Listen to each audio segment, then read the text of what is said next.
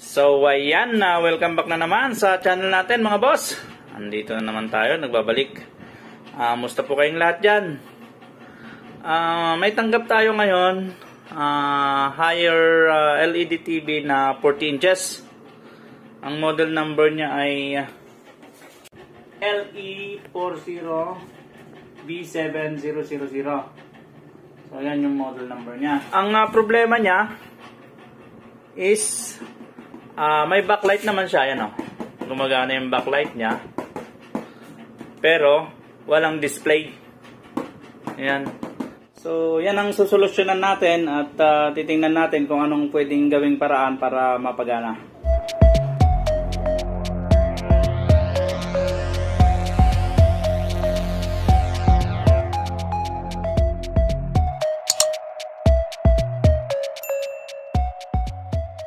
So ayan, nabuksan na natin. Ito na yung loob ng TV natin. Motherboard, kasama na yung power supply. Tapos LVDS na papunta sa T-Con top board. So ayan, may ano siya rito. May flex siya. So, linisin muna natin. So ang unang gagawin natin ay syempre susukatan muna natin siya ng voltahe. Yung supply niya sa panel kung kumpleto. So yun naman yung unang-unang dapat gawin pag mga ganitong trouble. Kung kumpleto ba yung supply niya sa panel. Hanapin natin yung BGL, BGH kung kumpleto ba. So hanapin natin yung BGH niya. Tinanggal na natin tong speaker niya. Kasi sa ganitong model, nandito nakapwesto yung BGH niya. Ito yung BGL, ito yung VGH nya. Tapos yung ibang supply nandito. Yung ayan o, 3.3.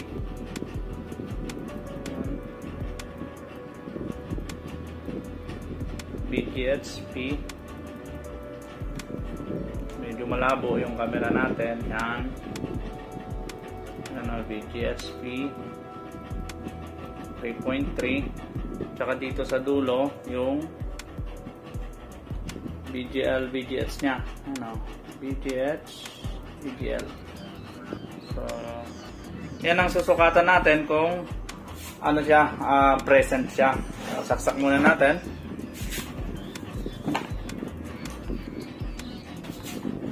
Yan. Saksak natin.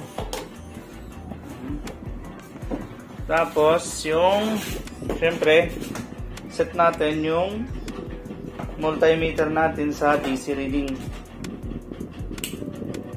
DC. Okay. Tapos yung test probe natin, lagay na lang natin siya sa yung negative probe natin. Lagay na lang natin siya sa body ground. Then, ito, naka-standby na siya. Switch on natin. Ayan. Natin kung ilaw yung backlight. Kung lumilaw na. Ayan o. Lumilaw na siya. Nakailaw na. So, tingnan natin yung kung may supply yung panel VCC niya. Ay, yung 12 volts.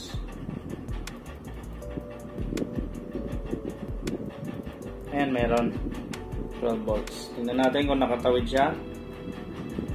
Ayan, meron.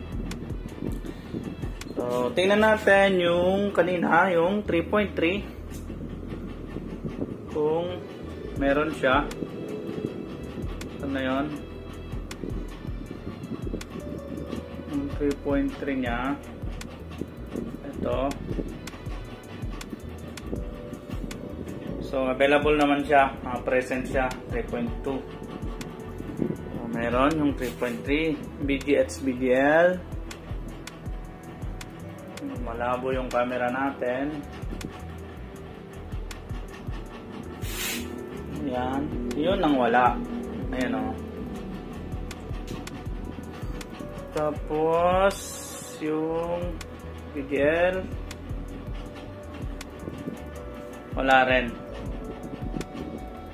Ayan, nakatutok siya sa BGL, pero wala tayong makuhang voltahe. BGH wala, zero. So walang BGL-BGH supply. So yun ang titingnan natin kung bakit walang supply. So ang unang gagawin natin ay ihahang natin tong right side kung nakatao, left side kung nakaharap sa'yo. So tatanggalin natin to, tanggalin muna natin saksakan, then ihahang natin to kung magkakaroon siya. Ibig sabihin, pag nagkaroon siya ng supply, may problema ang right side dito. So, titingnan natin. Ayan, saksak ulit natin. Switch on.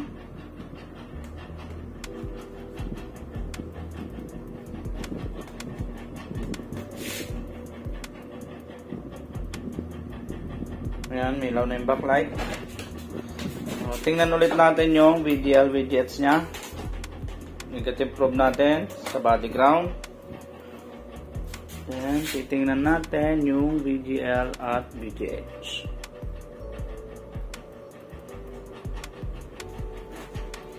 So, ayan, wala pa rin. VGH, wala pa rin. VGL, wala din. So, bagsak. 0 volts VGL, VGH nya. Kahit na hinang na natin to. So, ibig sabihin, nandito sa side na to yung problema. Kasi once na nandito yung problema sa right side, paghang natin nito, dapat magkakaroon na siya. Kaya, kaso nga lang, wala pa rin. So, ibig sabihin, nandito yung problema sa side na to. So, hanapin natin kung ano yung dahilan, bakit bagsak yung VGL, VGH nya. So, bago tayo maghang kung ano-ano or mag-cut ng kung ano-ano, check muna natin isa-isa itong mga ceramic capacitor niya, itong mga SMD ceramic capacitor. So, tayin muna natin. Balik muna natin to. So, check muna natin itong mga SMD capacitor niya. Kasi yung iba nakapanood lang sa YouTube, porkit wala nang masukat sa BGL or BGH, diretso na sila ng cut or maghahang na ng kung ano-ano. So, bago natin gawin yan, check muna natin yung mga SMD capacitor niya, yung ceramic capacitor. Kung may makukuha tayong mga leak. Ngayon, kung may leak, sigurado yan, hindi rin magsuswitch on yung DC to DC niya. Kaya hindi siya magsusupply sa BGH at BGL. Idadrop niya. So, check muna natin siya isa-isa. So, umpisahan natin dito sa dulo.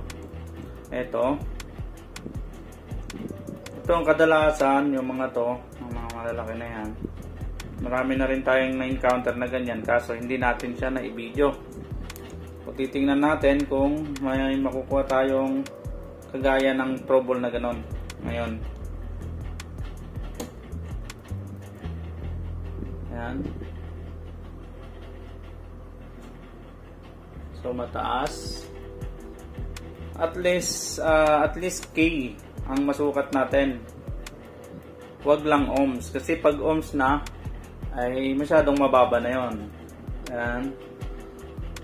So okay din siya. Ito.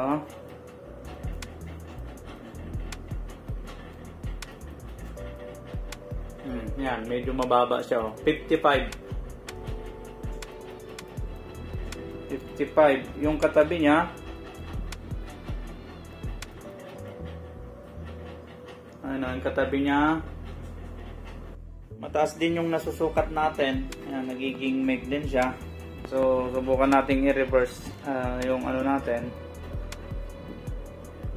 test probe natin. So check natin ulit kanina yung may mababa tayong nasukat.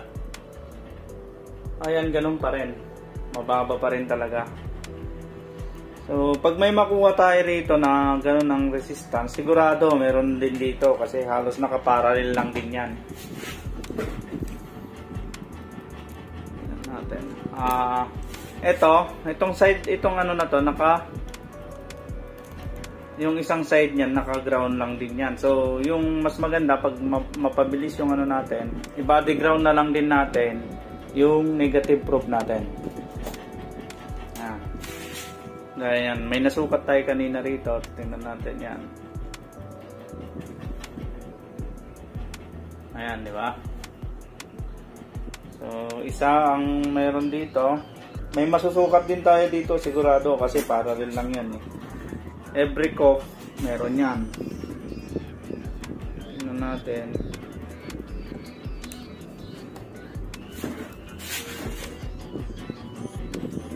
Ito, mataas. Mataas.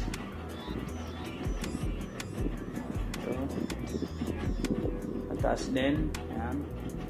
Dapat mga ganyan ang resistance niya. Hindi or K ang pinakamababa.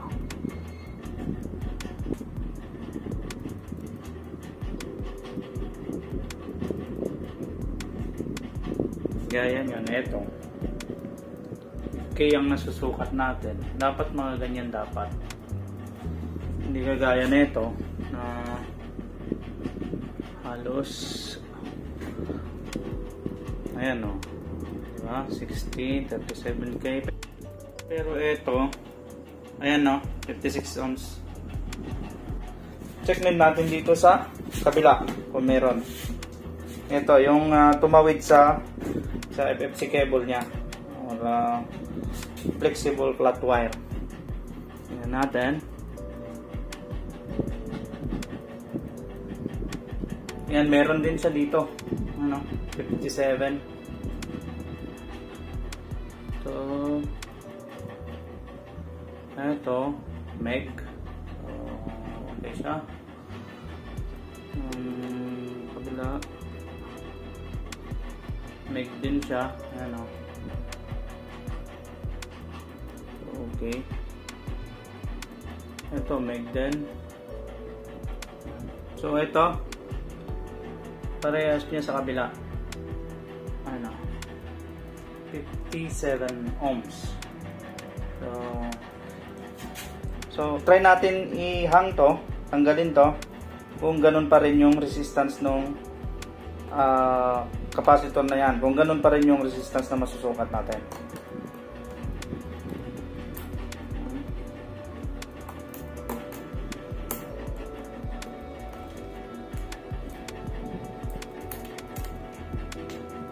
Yan, ito kanina yung 57. So ayan, wala na oh. So ibig sabihin, may leak dito banda, dito sa side na to. So yun yung hanapin natin, isa-isa. I-hang natin yung masusukat nating may leak. Tingnan natin kung saan dito kasi mahirap maghula-hula dyan eh. Kaya kailangan actual, remove natin, then pag okay siya, balik natin, hanapin natin yung may leak.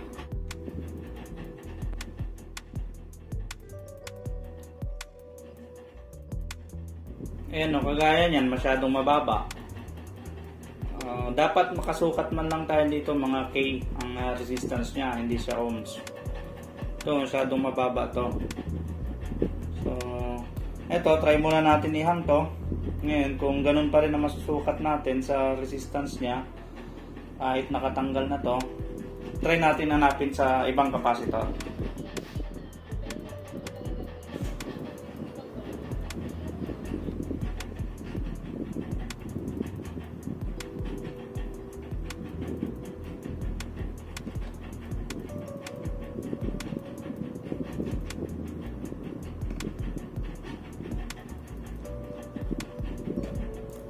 Uy, nalaglag.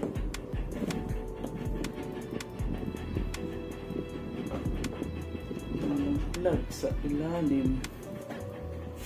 Saan na yun? Ito. So check natin yung pinanggalingan niya kung ganun pa rin yung resistance niya.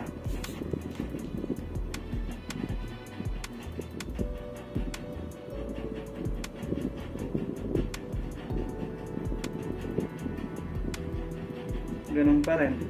57 pa rin.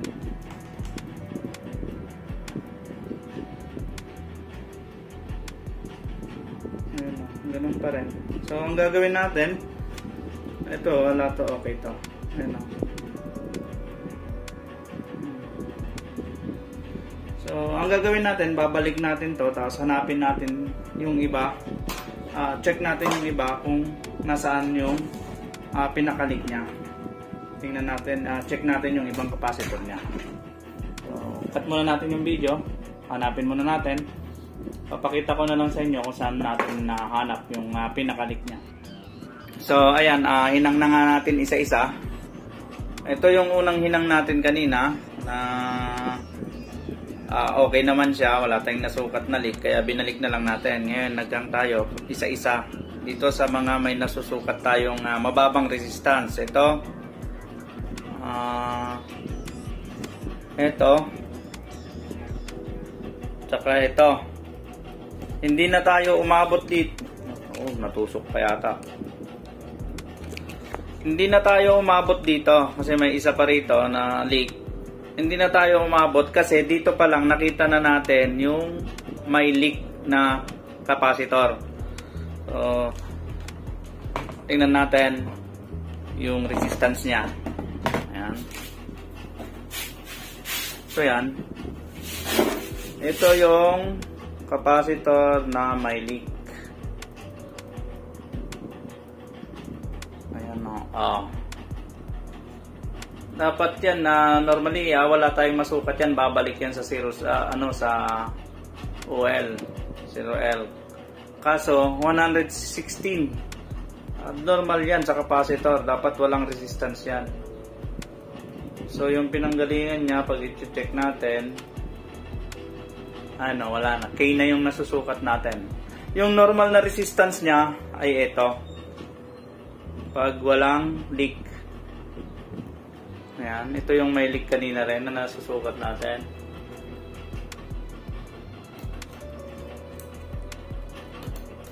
Ganito dapat, layo naman ng ganito dapat pag walang leak. Madulas oh.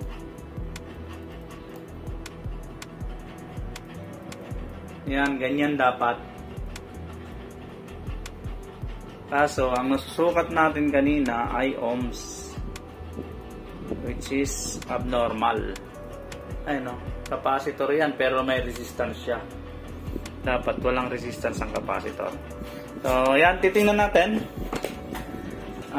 Subukan nating saksak. Plug in natin. Tingnan natin kung may masusukat na tayo dito sa BGL tsaka BGH nya.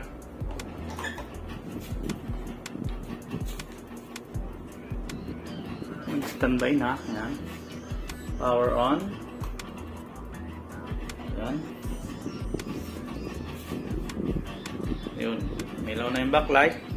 So, again, yung natin, yung negative probe natin, dito na lang sa body ground. Ayan. Tapos, preset natin sa DC yung multimeter natin.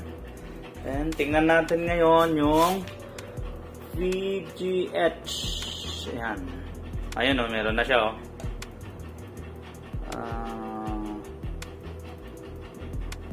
Tumudulas. Ayan, 26.7. Ayan yung VGH nya. Yung VGL negative 5. Nagsi-7 siya. Hindi lang siguro nadidiin. Ayan, negative 7. So, normal na siya. Tingnan natin ngayon kung may